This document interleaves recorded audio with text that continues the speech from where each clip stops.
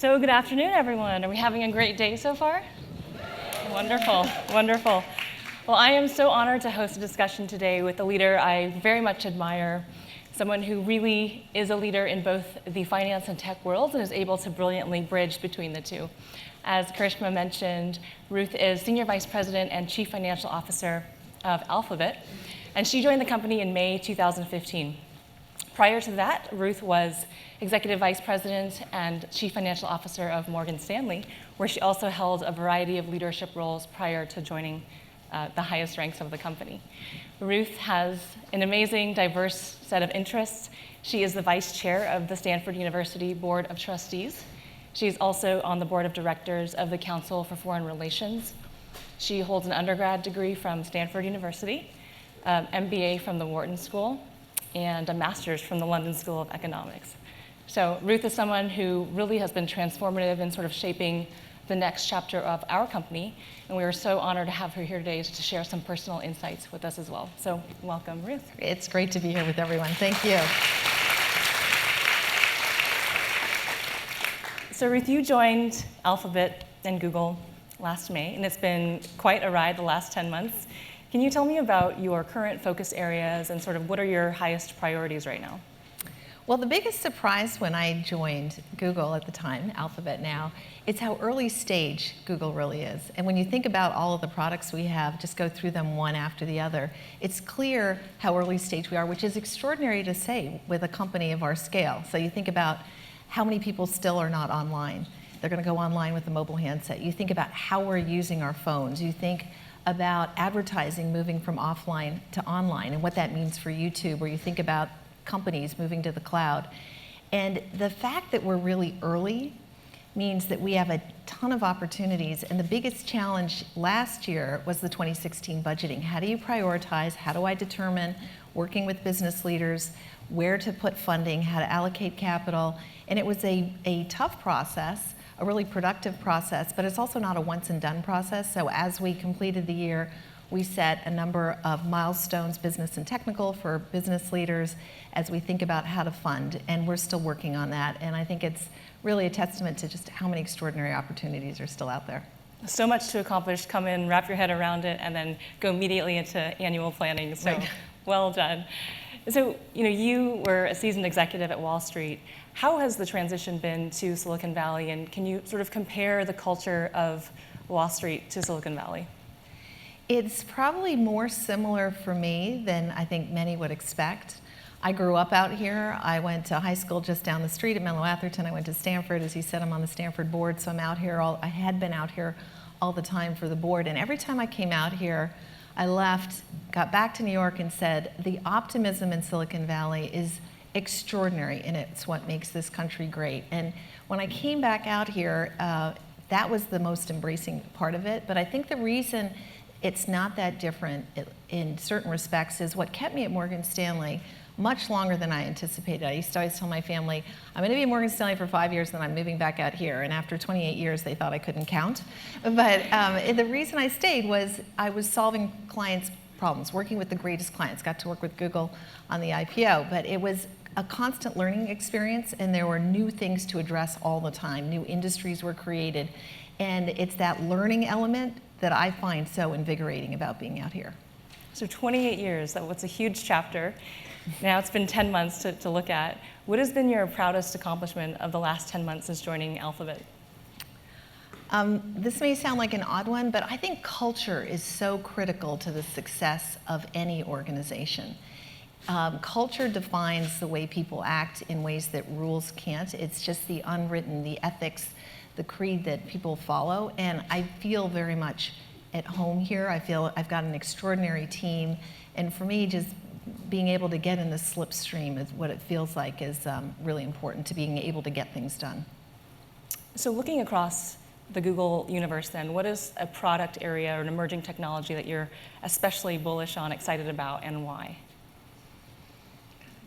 It's a hard one to answer because, as I said, we're so early stage across a number of areas. I'm really excited about the way the personal assistant machine learning is affecting how we use our phone, the ability to predict what we need and be so much more useful. I love what's going on with virtual reality. I'm really excited about what we're doing in education. I mean, we are a leading player in schools with our Chromebooks. And more than that, we have this virtual reality product called Cardboard, which hopefully all of you have experienced. And we can take kids back in history and around the globe with something that's super simple. You just slot your phone in, and it's the ability to provide anybody. It's not just for the few elite. Anybody can go anywhere around the globe. And the ability to tell kids you can be anything, you can get anywhere, I find that really exciting. So it's not a very fair answer, but it's an accurate answer. You know, we have a leader who's focused on something that's a priority for us, the next billion users. Sure. The ability to bring the next 4 to 5 billion people out of poverty by giving them access to information, all of these things to me are what makes it so exciting to be here. It's so amazing and refreshing for me to hear you say that Google's early stage in so many ways, because I joined Google in 2004, so 12 years ago, and at the time we were about 2,000 people. Now, of course, we're over 60,000 people, but refreshing for me and so many of us to still remember that we still are so early stage in so many areas, and there's so much opportunity still to come. Exactly. So I want to shift gears a bit and talk about leadership and your perspective on that and lessons that we can learn from you. So what would you say you look for most? What core attributes when you build a team, when you hire leadership into your team, what do you look for? Look for a number of things. One, clearly passion and excellence in all that's being done. I look for intellectual curiosity, because the one thing you know is the world will constantly change. I want people who are learners. I want people who always start questions with, well, what are we solving for? Because you can solve any problem if you stop and actually ask, how do we think about this differently? I do like to have a mix of people for whom a role is a massive stretch goal, coupled with those where they have pattern recognition. That's a term I use a lot. I think experience and therefore pattern recognition is really valuable. And having the right mix on your team is key, and it underscores why the experience everyone gets in their first role, their second role, is so key. You get a lot of great experiences that then are relevant in later life. I look for pattern recognition as well as battle scars, and that's a term I ask about in interviews. And then finally, I think one thing that's absolutely critical for a leadership team is diversity.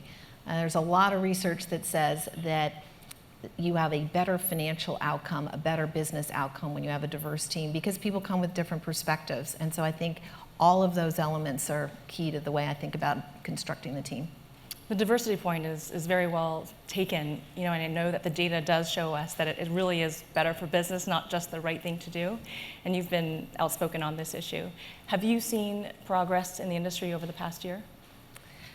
A year is too short a period of time. It's a great question. I think what I've seen the change in the last year is there's more discussion about the fact that it's not just the right thing to do, but it's right for business. And I think as we collectively try and figure out how best to draw men into the discussion, it's a really valuable point, which is if you want to be the strongest leader, you need a diverse team. You have to look at the board of directors, your senior leadership team, each of your teams.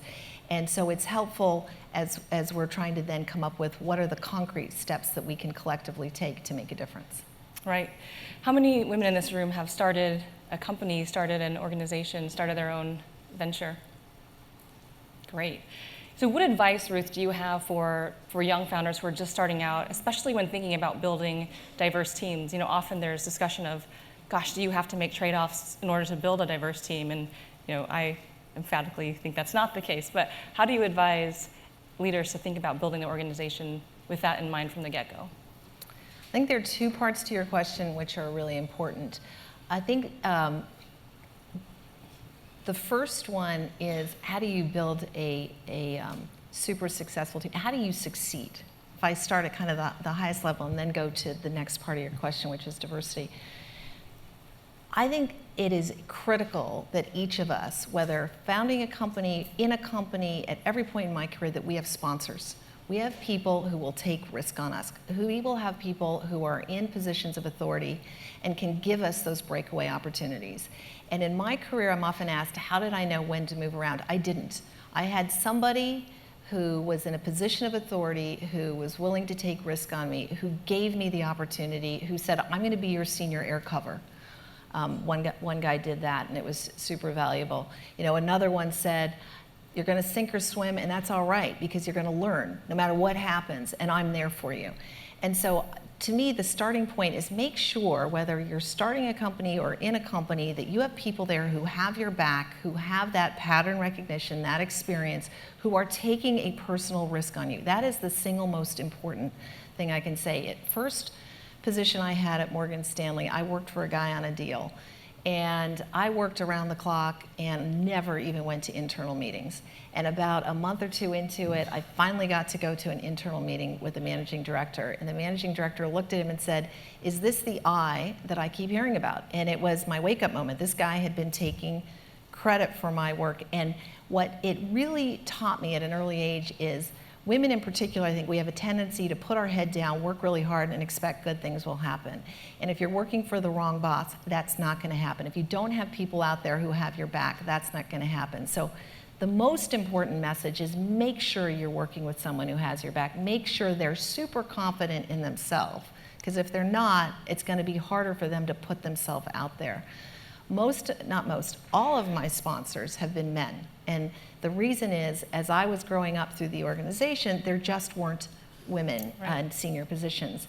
And so your sponsors don't need to look like you to still be in a position to help you. And so I think those are critical elements. And then your other point, which is so important, diversity, I agree with you. You don't need, it's not a trade-off. It is, we can look for the best talent and round out our team. And I think that notion that you can have tunnel vision if you don't have diversity by gender, by race, by socioeconomic background, by sexual orientation. There are a lot of different ways we can bring diversity into your decision-making team, and it's really important to do that. So to your earlier point, the first point about sponsors, and you and I have spoken before about how the process of getting a sponsor, which is different from a mentor, both are important, is somewhat organic, right? You don't just walk up to someone and say, will you be my sponsor? So I thought you've had really great advice about how to advocate for yourself and how to provide updates. Can you elaborate a bit on that for our audience? I will, but I think you made a really important point. I think some people struggle with, can you just walk up to somebody and say, will you be my sponsor? And the reason I completely agree with you is your sponsor is taking risk on you. And so they need to know who you are. You need to have earned the opportunity for them to actually put themselves in a position where it could hurt them personally or professionally if you drop the ball. And so I completely agree with you. You got to earn that right. I think there are a couple of really important elements, in particular for women. One is, too often, as I said, women we put our heads down, work hard, and expect good things will occur and be noticed.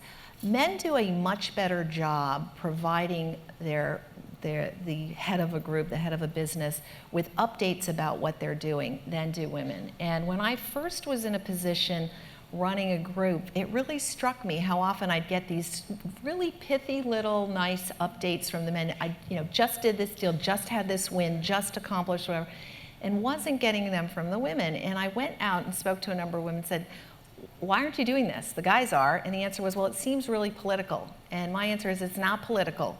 It's content. And as a leader running a large organization, I won't know what you're doing if you don't talk about it. So please, let me know, keep it pithy, and if it's uncomfortable to talk about yourself, say, I want to highlight this great thing that our team got done. My team is extraordinary. So you can make it about the team, which it usually is. So one is speaking up. There's an expression one of my clients once used, which is the absence of information is filled with dirt. And I use that expression all the time. In fact, my kids are tired of hearing about it, because if they're home after midnight, I'll say the absence of information is filled with dirt. So I assume they're obviously dead on the side of a road, which they aren't, they're just out. But it's a really important message, because if we don't communicate, we don't say something, and the guys they're filling it in and we're not. So make sure you communicate, don't hold back. The second really important one is that when you're ready for that next role, I think it's really important to say something. And when you have a sponsor, it makes it much easier. What I used to do is say, I'm kind of ready for that next challenge. I love to learn.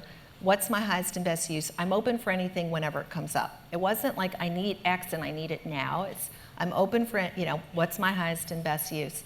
And the other thing I've found with women versus men is I think and I will blame myself, in early days, you kind of say it once and you think it's registered, whereas men are really repetitive. It's like a war of attrition every single week back at you until you respond to it. And so what I'm telling men is, if you hear a woman ask, think of it as like she's screaming from a rooftop, and the next time you hear she may be leaving the organization, whereas men will just do this war of attrition thing. But what I tell women is increase the frequency. If you're ready for a move, you're getting bored, don't get to the point where you just kind of give up on where you are. Ask for it. I think that's another really important element. I think that's such insightful advice for all of us as women, but also as women when we reach leadership roles or management positions, to keep an eye out for that. And if we're not getting that type of feedback from the women on our team, to go out and proactively seek it, encourage the frequent updates, the advocating. Well, that's a really important point, and it prompts another one. And data research supports this one too. We collectively tend to think we need to have 100% of the skills before we're ready to say, I'm ready for my next challenge, whereas men need 25 to 50% of the skills, and their hands are up in the air. So your point's a really important one. We may wait too long, and I think even when we're asked too often, I find women will say, I'm not ready, and my response has been, well, then you're telling me that I'm an idiot because I think you are ready, so let's have this conversation one more time. So even when you think you're not ready, you are. Think of it, the guys only need 25 to 50%. We're thinking we need 100. There's a big gulf in there, so your point, completely agree with. When, I know a lot of women at Google look at you in the most senior level of leadership and think that's so inspirational. Whether or not I've ever met you, had a conversation with you, I can look up to you. So you being in that position of leadership, who do you look up to? Who are some of your main influences and role models? This is not supposed to be a political statement because I've been answering this question for a really long time, well before the election, but so you know where I'm going. Hillary Clinton was my senator, and I've been a supporter of hers for a really long time. And when she became Secretary of State, she did something that I've talked about in a different context that I think is really important. To be identified as a great leader, I think we each need to do a brilliant job in our role, and I call that our sandbox. But then you need to go outside of your sandbox and really push the frontier and take on something bigger to actually make your organization better as a result. And when she was Secretary of State, she had her day job, which was a pretty big day job, and then she was also focused on global women. Mm-hmm. And to me, if she could be Secretary of State and have this other agenda, that's exactly, in my view, what we each need to be thinking about. How do we do what we do and do it really brilliantly? And how do we make the organization that we're a part of better as a result of us being there? So I would say she's the one. She's an impressive woman, absolutely. So prior to joining Google, you were called Wall Street's most powerful woman. And I'm wondering, in moments of great adversity, great personal challenge, how do you maintain your power, maintain your strength? Well, I think times of adversity are the greatest times to learn and to mobilize and to pull a team together and to have a win. And they're the most poignant parts of my career. So I had the opportunity during the financial crisis. The Secretary of the Treasury at the time, Hank Paulson, asked if I would help lead a team to advise them what to do with the housing market, Fannie Mae and Freddie Mac, a small $5 trillion industry. And then from there, we went right into the Lehman crisis weekend and then the AIG weekend. AIG was the scariest moment throughout the financial crisis. It was terrifying. And the reason it was terrifying, and I am getting to your question, the reason it was terrifying is it felt like individuals and small businesses would be wiped out and they never saw it coming. And I was sitting there feeling like we really were in the midst of what was going to be a horrendous meltdown, and so many people would suffer. It was the most frightening moment. And beyond the how do you mobilize a team to problem solve, which gets you focused, the other thing that was really important is I was thinking of my family and thinking, wow, everything's going to get wiped out. And then I thought, you know what, we have our health. I have 3 amazing children, been married for a really long time. I don't have any regrets about anything I've done. And I think that question, and I've framed it that way in the past, is Don't have regrets. Don't put off your life for another day. Don't put off for like this time when things are going to be fine, because you just don't know what's going to happen along the way. So I think problem solving is one part of it, and I think you've learned so much in times of adversity, and don't forget to think about how much you're learning and getting stronger. And then make sure, though, that you've done everything in your life that you want, so that you don't question, well, why did I wait? Absolutely. So you talked about navigating the financial crisis. Now your purview is looking after the finances of Alphabet, no small task. So can you share with us a couple maybe life hacks for how you personally prioritize your time and how you manage your schedule? That's been a journey. I can tell you, I have tried a lot of different things, but there are two. First, I think women, at least I'll say for myself, really bad at saying no. And I actually have it on my to-do list, say no. Because there are a lot of really cool things that we get to do. And it's really easy, and I love to learn. So it's like, well, I'll do that, and I'll do that. And then all of a sudden you find you really don't have enough time to live your life. And so that's one thing, is having the discipline to make sure the bar is high enough so that when you're doing something, you're not overextended. And I have found that to be a learning experience. And the other is start each year with a set of priorities. For me, it's kind of what are the 5 things that are really important to get accomplished where I can make a real difference here at Alphabet, and keep them. They're on my to-do list. So I have a to-do list. It's got everybody I deal with and the key things I need to talk to them about, and I go through that every day, and it's this constant process. So if I'm talking to you, I'll pull out like the things that we had dealt with before. But also on that are my work priorities for the year and my family priorities for the year, and I always look back at those as well, and it keeps you kind of grounded so that you don't end up getting overextended, at least for me. All on the same list, though, work and Yeah. family together. So it's not this notion of a work-life bifurcation, so to speak. Well, my first time I did it, I had the work stuff on the left and the family stuff on the right, and it's sort of evolved over time, but it's one integrated thing. So if you're only to pick 5 things, how high level is each bucket? They're pretty high level. There's a lot. There's a lot. There's a lot there.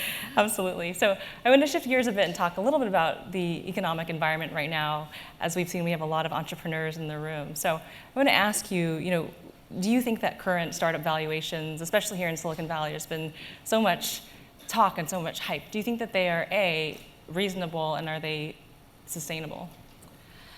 If you go back over the history of startups, what you'll find, and Mary Meeker was the research analyst at Morgan Stanley when I was running tech banking back in the 90s, and she used to always make this point.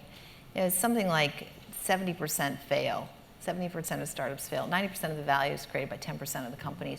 There's a really high bar for success.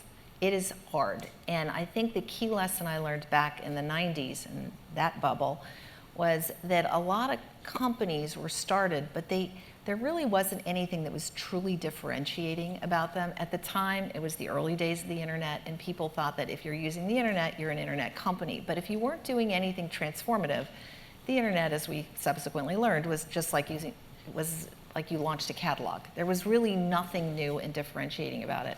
And the key thing that I spent a lot of time on as a banker is this a company or is this a product? Mm-hmm. And so I think for great companies, you're going to find there'll be a lot of interest, and valuation can be sustainable, in particular given how much larger the market is today than it was. But you have to go back to, in an environment where a lot of things can get funded, do you actually have something that's sustainable? And there are times where there's a blurring of that, but the great companies will transcend whatever these kind of peaks and valleys are in markets. So what are the primary lessons that we should all remember from the bubble of 2000, and do you think we're in a bubble today? So the main one from the bubble of 2000 is that it is, do you have something that is truly differentiated? Is it a product? Is it a company? What makes it so differentiated? And make sure you're getting, again, I go back, make sure you've got good people around you who can provide some lateral vision, who can give you the benefit of a lot of the scars they've gotten going through a whole host of experience, who will truly challenge you. I have often said I like people who are in my face, because none of us have a monopoly on great ideas, and if somebody's not challenging me, I'm not going to get pushed as far as I would want if you want to succeed. So that's probably the most important from 2000. There are a couple that are really important from the crisis of 2008, the financial crisis, and I quote those all the time as well. The first and really important one is how important it is to build a solid foundation for your company well ahead of when you need it. Any great company, I believe, in any industry will fail if you don't do that. And the metaphor is you would not drive a car at 100 miles an hour with mud on the windshield because you can't see where you're going. And if you haven't built a good foundation for your company, you don't know when you're about to hit a wall. And so you really need to invest in boring stuff like financial control systems, risk management, those kinds of things that give you visibility. That's one really important lesson. And the other very important lesson from the financial crisis is something Hank Paulson said to me, which was you need to have the will and the means to solve a problem. And too often by the time you have the will, you no longer have the means. And he was talking about Greece. There was no will to solve Greece in the early days. We had the financial means to do it, but we didn't have the will to do it. And as a result, it spread to Italy and Spain and Portugal. It became a contagion across Southern Europe. And his point, you have to have the will and the means. Why is that relevant to your question? I think it's relevant because, and it goes back to my answer to your first question, we at Google, at Alphabet, have $73 billion. We can do a whole host of things, but if we don't prioritize, we're going to spend a lot of resources on things down on the bottom of the list. We're going to dissipate the means as opposed to putting all of our weight behind the big things. And so prioritization for all of us is really important. And I would say when you don't have the means, it becomes even more important. So I think that there are some lessons from the financial crisis that actually maybe is at least as relevant as from that early tech bubble. Think about longevity, staying power, prioritization. I'm a work in progress there for sure. So in a few minutes, I'm going to switch over and take questions from the audience. And I think we have some microphone runners. If you have a question, please get that ready. But I want to ask you a few fun ones. So I'd love to know what book you're reading right now, and maybe what's one book that you would recommend to us. Well, so one that I am, right now I'm sort of still drowning in everything Alphabet, so I have a very good intention and a book on my bedside. I got to see the play Hamilton when I was in New York, which is beyond amazing. It was absolutely extraordinary, so I'm now trying to get through the book, so that would be the one that's sitting there challenging me all the time. The one that I thought was amazing in terms of what would I recommend, I thought Half the Sky. You read Half the Sky? I read it, yep. Yeah, it's hard to get through, but I thought, it's one of those ones where it really underscores how much still needs to be done. Absolutely, absolutely. How would you answer that question? So currently I'm reading, so Steve Case is about to release a book called The Third Wave about the next cycle of entrepreneurship. So I'm reading the pre-release copy right now. Oh, that's fun. One book that I would recommend in terms of, I really like to read fiction for pleasure when I can. In the Shadow of the Banyan. It's a beautiful first-time author, brilliant book about her own personal struggle in Cambodia during the Khmer Rouge. So, but it's a goal to read more this year as well. Exactly. Sure. So, Distinct goal. What is next on your travel bucket list? So I had the coolest trip this Christmas. We went to Cuba, and next up is, if we can, don't know if it's possible, get to Iran. One of the things, I have 3 boys who are amazing, and one of the things I've done with them throughout their life, starting from when they were able to actually play this game, is every year we would have everyone in the family list what countries you want to go to, and then everyone got a vote, and then we would tally up the votes, and we would go somewhere. Very democratic. It was very democratic, but I think that giving them an appreciation for the rest of the world and the fact that we're just a small part of it was really important, and it's been a fun game we've played for a really long time. So will they be coming to Tehran with you if you can go? If we get to go. They loved Cuba. That was a good one. If you haven't been, I would go soon. It's on my bucket list. So what are 3 sites that you visit first thing every morning? So I have I think it's a good habit. Some may say it's a slightly odd habit. Before I get out of bed in the morning, I make sure I get through news. So beyond my great Google News search, which gives me every category I want, I'll read the New York Times Morning Blast and Politico, and because I grew up on Wall Street, the Financial Times. Is that your favorite finance publication? Yes. Last question from me for now. What are 3 apps that you can't live without? Well, everything Google, so across the board, I which feel is like I'm actually cheating true. with that I know. one, That's probably the bulk of it, and then I would say I live a lot on Uber. Great, so I'd love to turn it over to our audience for questions. You can raise your hand if you have a question for Ruth. Here in the corner. Oh, green microphone. I was really curious if you could talk a little bit more about the difference between a company and a product, and maybe give some examples or features of both. Great question. So, without naming names, there were a number of large companies in the 90s who felt that if they took their .com business public, think of any of the consumer products goods companies, they took their .com business public, it would go for some super high valuation. And my point, that's a simple example of, that's just a distribution channel, no different than a catalog. So what are you doing that's actually transformative? Amazon did something that was fundamentally transformative in the experience that you had. They weren't doing much that was differentiated. eBay did something, created a whole new market. Priceline created a whole new market, a whole new way of thinking about how you could consume, acquire. So for example, I took Priceline public, and what was fascinating to me was it started as just this narrow vertical, but they could connect the dots to the future. What more could you do once you've kind of gone down this path? And that was that's probably the one part of it. The other is if the problem you're solving is too small, so it's a nice feature, it's a nice add-on to an experience. The question is, how big does it really scale? So when you start by saying, what's the total addressable market? How big can this really be? If it's too narrow, then you end up saying, that's cool, that's a nice, cool company, but fundamentally, it would have more reach if it plugged into something broader. So it just solves a slice of a problem. Yellow microphone. Hey, so my name is Snow, and I'm an Android developer at Groupon right now. I have 2 questions for you. The first, you said you have a list of priorities for both your work and family. Could you share with us at least the maybe top 1 of each?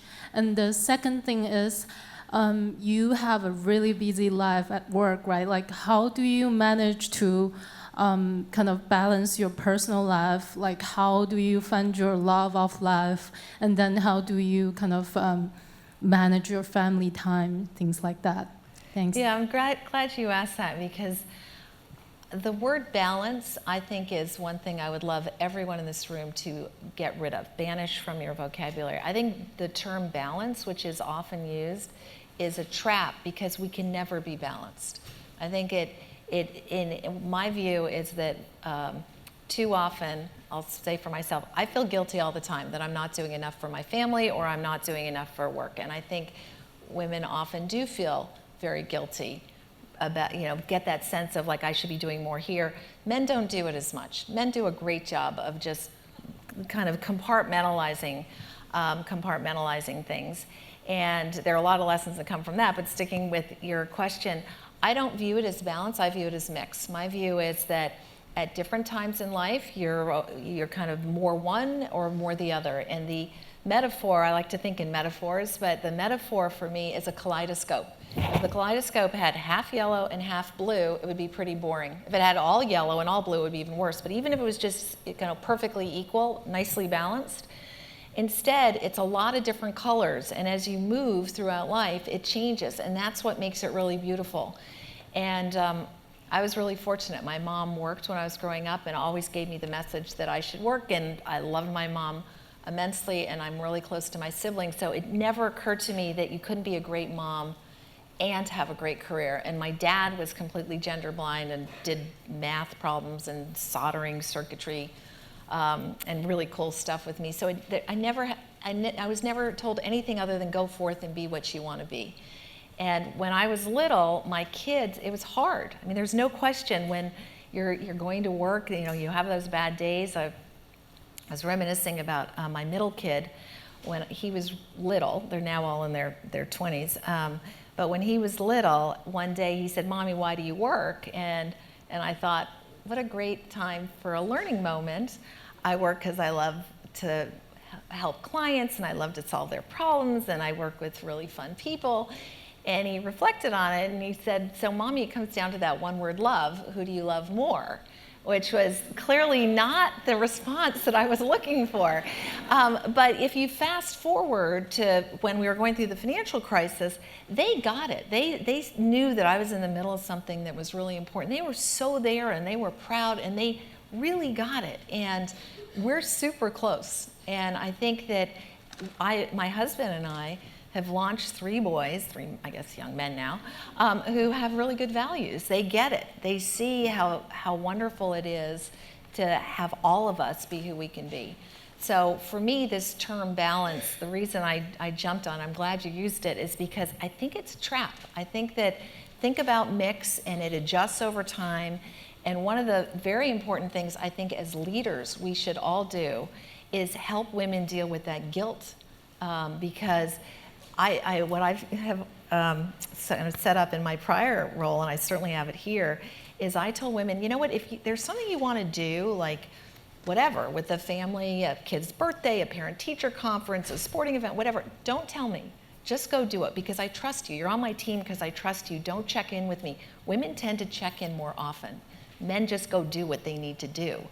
And so what I've told men is you need to let everyone know, don't check in with me. Go do what you need to do and view it as an investment in your longevity at Alphabet, at Morgan Stanley, or wherever you happen to work. And over the years, I've had women send me notes saying, "I know I wasn't supposed to check in with my boss, but I've never done that, so I'm sending you an email just to tell you that's really cool advice, but it's still hard." And I love it. I mean, it's like, yeah, bring it on, it's fine. And because it does feel a bit odd if you're not there or you're cutting out in the afternoon, but the guys do it. So feel good about it and view it as an investment in the longevity of your time at wherever it is you're working. I think it's really important. Thank you, Ruth. Next question. Yes, my name is Samina Kazi, and I'm at the point of my career where I'm transitioning from individual contributor to management role. So along that path, as you said, you had several sponsors, but at the same time, I'm being viewed as a threat to other colleagues that might, competing for the same. Because you have, gone up the ladder so much and you always had sponsors, how did you deal with any, oppositions, or what was your way, around that problem? So. Well, I think when you're picked versus a guy, or when 2 guys are up for a role and one gets picked and the other doesn't, there's obviously disappointment and envy and a whole host of things. I think that all we can do is conduct ourselves as ethically and responsibly as possible. I can't deal with their problem. Like, you know what? If you're the one who should get picked for the role, do it in a high quality way. Make sure you're super inclusive of your team. I think one of the great things in leaders is when you're a leader, 1, over communicate with the team. Make sure they know what your vision is. And when you're in a room, make sure you get everybody's views before you opine on yours. If you've got the support of your team, those snipers who wish they had the role but didn't get it, they're not going to get much support for it because you're going to be doing a great job. So there have been times in my career, I came from an industry where there were even fewer women. It was tougher in those earlier years than I would say in this industry. Unfortunately, all of these industries are changing. There were times when I tried to even use to my advantage, well, I'm a woman, so they wanted a woman. I'm not sure that's the best answer, and I certainly am not going to say I advocate. In fact, I'm even sorry I brought it up. But you know what? We can't deal with the guys' problems. It's, and we're just going to move forward. Great. Yes, question in the green microphone. Hey, my name is Rasha. I work at Udacity. Hey. So my question is, what personality traits and skills you look for in a person that would get you to say, I want to sponsor that person and I want to contribute to their success? And Rasha is an amazing entrepreneur. We first met in Palestine, and she lives there now. Cool. It kind of goes back to my comments. I want someone who is challenging, who's in my face with ideas. One of my favorite analysts who worked for me, actually, he's now here. Came here years before I did. Very wise guy, clearly. But what I really liked was he was a very young kid right out of college. I was a managing director, and he was constantly peppering me with ideas because, as I said, none of us have a monopoly on ideas. So I want people who give me real operating leverage by provoking great ideas. And I've often used the term think, don't process, which is a really crass way of describing it, because I don't think any of us just process. But if you don't complete what you're trying to do and then go the next level, so put yourself in the more senior person's position and say, what would I do if I were there? So this tells me a story. What's the next step? Try and take it the next step or the step beyond that. Once you're doing that, you're providing a ton of operating leverage to people. So in the eureka moment for me was I was so grateful to my sponsors, and I am. I wouldn't have had these roles but for sponsors, until one day I realized, I think that guy's getting at least as much out of me as I am out of this relationship. It's a really fair relationship. And that's when you realize that it's working. So when you're sponsoring someone, I've got a ton of people, and it's probably the most gratifying part of my role is people who keep updating me from wherever they are in life, who I've worked with over the last 20 years. And it's because they've got this spark and they're trying to push it to the next level. And even people who come to me, for example, one guy, he kept coming up with ideas, and I said to him, I love the way you think, but your ideas are too small. Think bigger. And so you just want to provoke people to think, because if you can get them to understand how big you want to think or which markets you want to attack, they may miss the mark because they're new at doing it, but you can redirect them. That's what I look for. And so it is this challenge. I want some people who are challenging. We have time for one final audience question in the purple microphone. So I wanted to get your opinion of or ideas on that. If you are somebody who's working full-time as a software developer, how do you transition? How do you plan from working from someone to having something of your own software or service, given the assumptions that you have to plan all the financial aspect of it, or you don't have a network? You can take the analogy of a guy in a garage, but we don't see a lot of women in the garage creating something. So what's your thoughts on it? Well, you may have, given your role, a lot more to add on this than I do. I mean, I keep coming back to the same playbook in certain respects, which is you do need to be able to address what's the business, what's the technical model, what's the business model, what's the financial model, what's the marketing model. Just one piece of the puzzle doesn't solve it. So whether you bring in people who can do it, I think life is a team sport, and I want to make sure that I'm surrounded with people who are part of that team sport. And so I would make sure to fill in what those gaps are. And there's a pretty big network of people in particular, I think, who want to see more women thriving and rising up and really winning, and that's a great place to be. But I would say, test the concept early and often, right? Put your ideas out there with trusted people across different disciplines, whether it's product, design, engineering, the business side. There are amazing forums like Startup Weekends, these small boot camps where you can go and actually work on it in a mock scenario, get real life feedback. And the third thing is maybe talk with some potential angel investors, friends and family, folks who have seen a lot of these different types of pitches come through, and they may have a lot of great feedback early on before you end up taking that leap. So I just want to say it's fabulous being with all of you. What you're doing is great. We need to see more women continuing to thrive in this industry, and it's a thrill and pleasure to be with all of you. So congratulations to all of you for what you're doing. And on that note, Ruth, I want to ask you a couple, if I may. Oh. I like to close. I thought we had one last question. Well, I get to sneak a couple in there. So I wanted to ask you to do a small game I have called Fill in the Blank. So I'm just going to give you Mad Libs. We're doing Mad Libs. Yep. Brief statement. Give me the first word or phrase that comes to mind. Okay.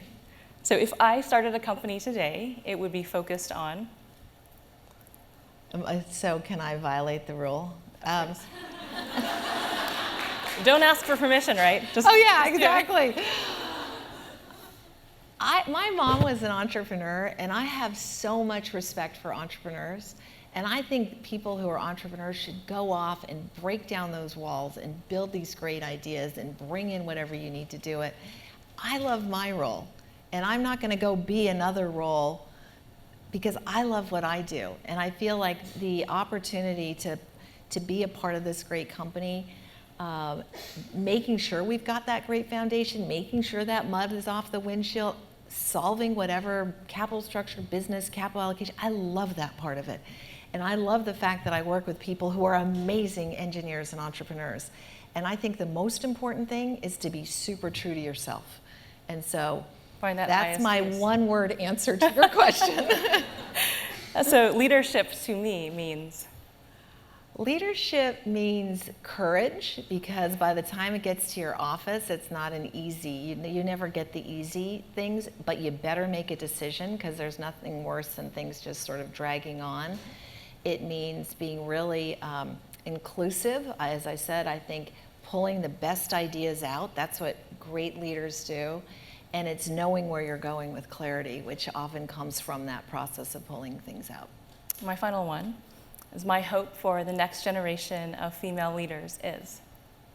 Everything that we all want it to be. I think that the pendulum has moved a lot from when my mom was working, and it certainly moved a lot from when I started, and there's such a great network of women that want to see all of you and the next generation coming up, not asking these questions about kind of what does it mean as a woman versus just that it's so natural and seamless and everything else. And until that time, we're all locked in arms, I think, in a really important way. So I want huge success, and I want us to be running the world because we're better at it than anyone else. How's that? Thank you very much, Ruth Thank you. Porat. Thank you.